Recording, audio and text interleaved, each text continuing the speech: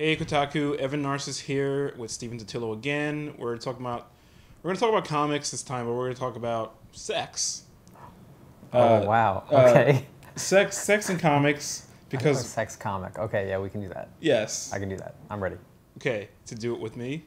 No, not on camera. No. So we're gonna talk about two comics this week. One of which is Sex Criminals #1 by Matt Fraction and Chip Zdarsky, who I hope I'm saying his name right, and Young Avengers #10 by Kieron Gillen and Jamie McKelvey, right? Jamie McKelvey, Yeah. that's right. Sex Criminals is a great comic. It's a really strong first issue. The core premise is really simple. It's basically two young people in love. Adults, not like teenagers. Yeah, not teenagers, but yes. Basically, whenever they have sex, time stops, and they decide to rob a bank. That's normal, right? It's something about the earth moving. Okay. But yeah, it's a really simple premise, but it does a lot of things that are tricky.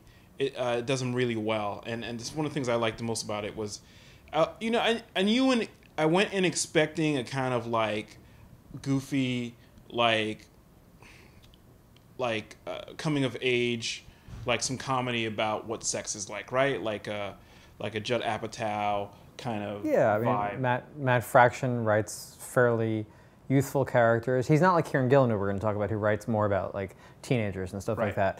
But he's somebody who, whether you're reading his Daredevil or his FF or some of his other indie stuff, tends to write about sort of, I don't know, hipsters is one way to put it, and just younger adults, more sort of stylish, energetic, youthful people, and that Like they feel of the was. moment, right? Yeah, but in this one, we're actually the woman. I don't remember her name, unfortunately, but we're seeing her childhood, and we're actually seeing a lot of her backstory. It sort of begins in the middle of everything. Actually, it begins mid-coitus, but then we go back and we get to see her as a kid and sort of what her family life was like growing up, and sort of her discovery, her first sexual experience, and what have you, and how she discovers that she has a different type of thing happen to her when she has sex than other people. And of course, that's something you might not figure out unless, without some life experience and talking Right. to people. The thing that came out in broad relief to me in this comic was that,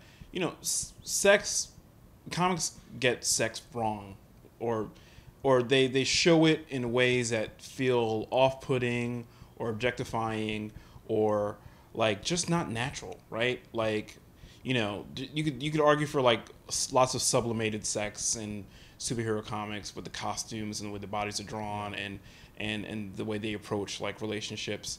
But that all feels like unreal, right? It doesn't feel relatable. This felt really relatable. Right. Well, it's usually like a fetish, or sort of like a thing that they're only going to put in certain titillate. comics to titillate or whatever. Whereas here, it just feels like sort of a natural part of a person's life.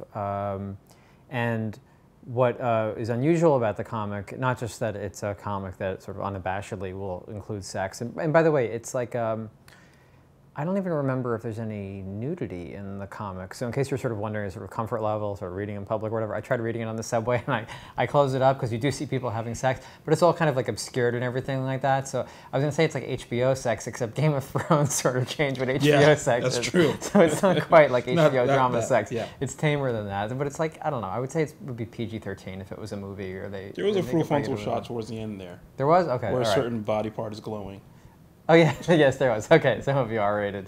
But what's unusual about the comic, aside from the fact that it even has sex in it, is that through hearing the backstory or learning the backstory of one of the main characters here, she actually shows up in the scenes. So she's a kid in these scenes, but then she's there. She sort of has like a walk-on role, as if you were, I don't know, watching this, and then imagine if like old man Evan just walked in and sat down and said, "Oh yeah, I remember doing this in 2013 when I was a young whippersnapper and doing these comics videos with Steven," and it's that. So she keeps coming in and commentating on her life, and that's not actually a trope. I mean, it's common in literature, but not something that I feel like I've seen in comics much at all. It reminded me of like Woody Allen. Like I feel like that's a device that he's used in movies, but it also broke the fourth wall a little bit too, which was great from two standpoints. One, it gives you a dose of the character as she was and as she will be, which makes her a lot more relatable. You can see her growth. But also, it felt like very economical, right? Like, it's, we get a lot of exposition to burn through here. Let me give you it, like, basically in two fistfuls. In a way, as I'm thinking of it, it sort of takes the place of, like, narration boxes and stuff, caption boxes that you would normally get in comics, where that's how the writer is going to sort of reframe whatever the scene is that you're seeing. So now the character can actually do it in her voice, which I thought worked well. And, you know, just to be clear, I love this comic. I thought it was hilarious and really sweet and poignant. The poignancy was what really struck me because, like I said, I knew I was going to get something funny just from the way the book was being talked about before it came out. I wasn't expecting it to be, like, moving and kind of, like, shocking and the emotional kind of landscape it painted for the character, for the main character. Were some continuity issues, though? I had trouble following a couple of scenes. Some of the characters were drawn pretty similar to each other, and some of the transitions were jarring.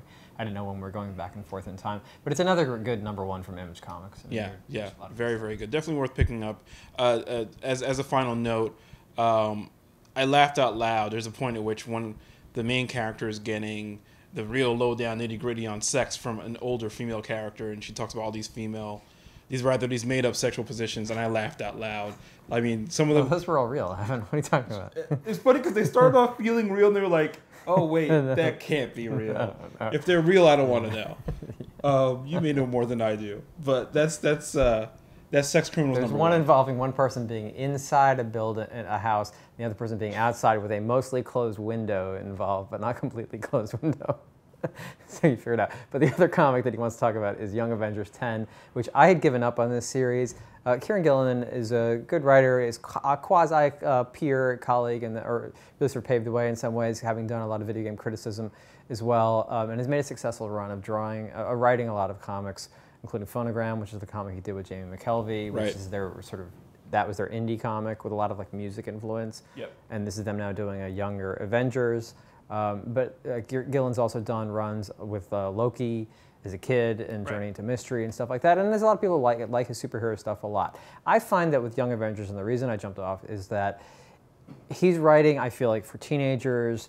There's a lot of just, like, I don't know. Again, it's sort of like hipstery in a way, but I feel like sort of ages lower than that, and people who like think it's funny and ironic to call each other bro, and they're not serious bros, but that's like what they do is like sort of the witty, funny thing to do, and I'm just like, it's a tone. You're not serious when you call me bro?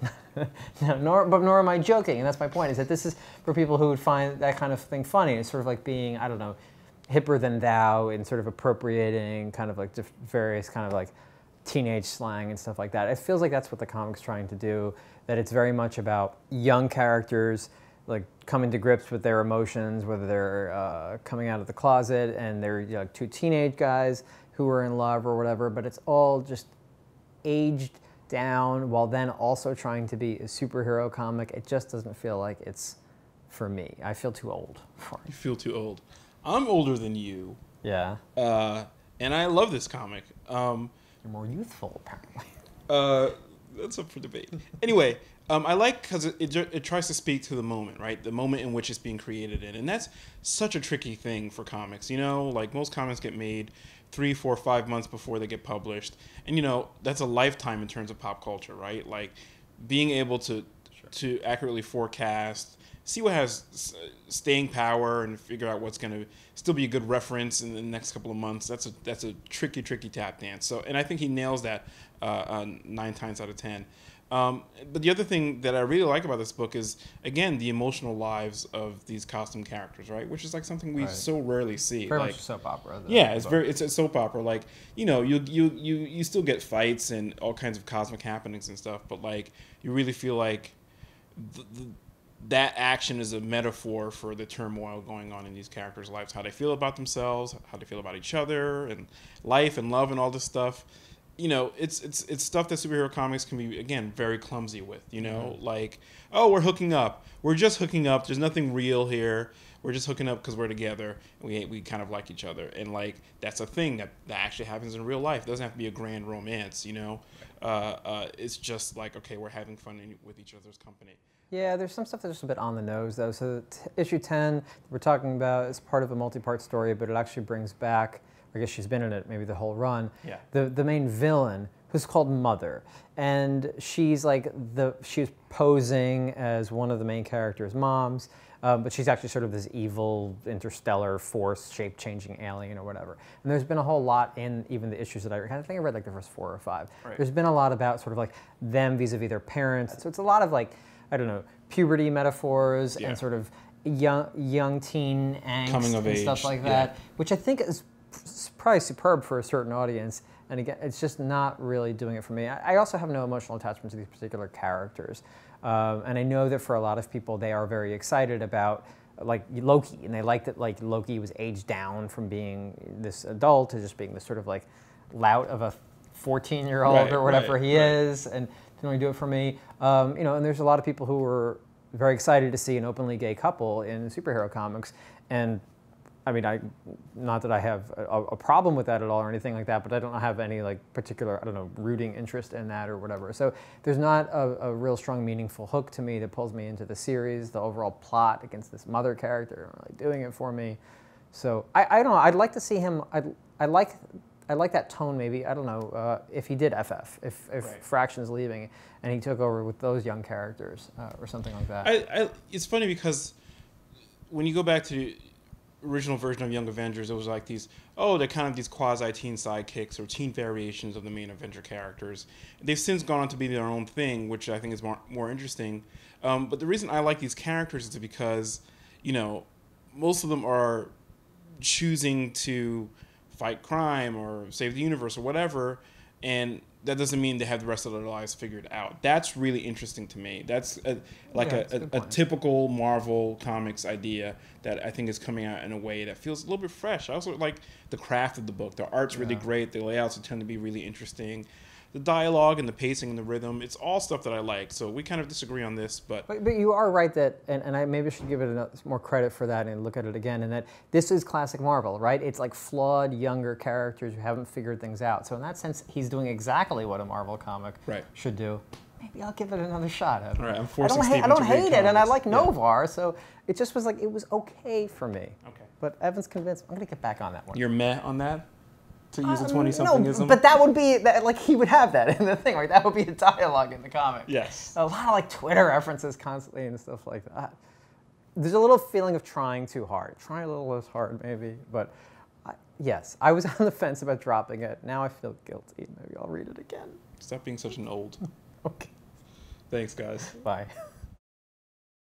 As you level up your guy in the single-player game, when you finish, you hit the level cap or whatever, or when you just get bored of that character, you can ascend them, and that basically sends them off into the cloud.